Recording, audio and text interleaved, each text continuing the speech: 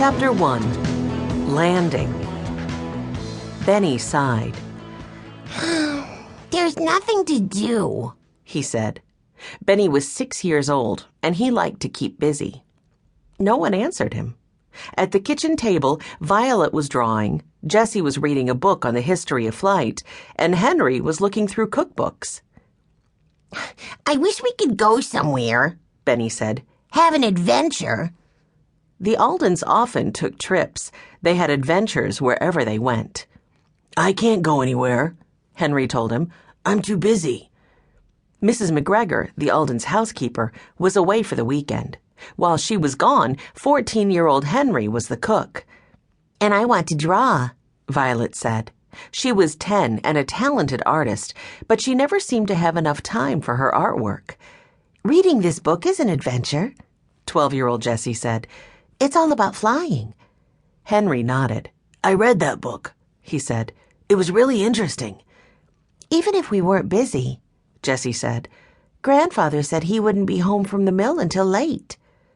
Benny had forgotten that. Looks like everyone's busy but me, he said.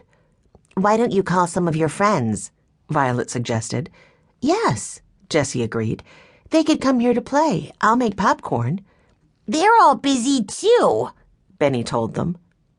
Everyone was silent. Finally, Violet said, You could make another map. Benny had made a map of the neighborhood. He liked drawing maps, and he was good at it. No, Benny said. I don't want to make a map today. Why don't you run your train? Henry asked him. Benny thought about that. He liked his electric train. When they first came to live with Grandfather Alden, he ran it every day. Lately, he'd been too busy with other things. That's a good idea, Henry, Benny said. Benny happily skipped out of the kitchen and went upstairs. He tiptoed down the long hall to his room. Outside the door, he paused to listen. Suddenly, he threw open the door. It was a game he played. He liked to pretend that the animals on his wallpaper, rabbits and dogs and bears, came to life when he left the room. He always hoped he would catch them at play. It never worked. The animals were always just as he had left them, wallpaper figures on a blue background. One of these days, I'll catch you, he told them. He sat down on the floor beside his train engine. He turned it on, and the train began to move slowly along the track. He liked all the cars, but his favorite car was the boxcar. It looked just like the full-sized boxcar he and the other Aldens had lived in before coming to Grandfather's house after their parents had died. Benny quickly grew tired of the train. He turned it off and got on his rocking horse near the window. He liked to pretend it was a racehorse and he was a jockey. His feet touched the floor. He was growing too big for the rocking horse. A jockey could not be taller than his horse. Benny walked to the window. From it, he could see the whole yard. Near the fountain stood the old boxcar. Mr. Alden had had it moved here so the children could go out to see it any time. They hadn't spent much time there lately. They were too busy.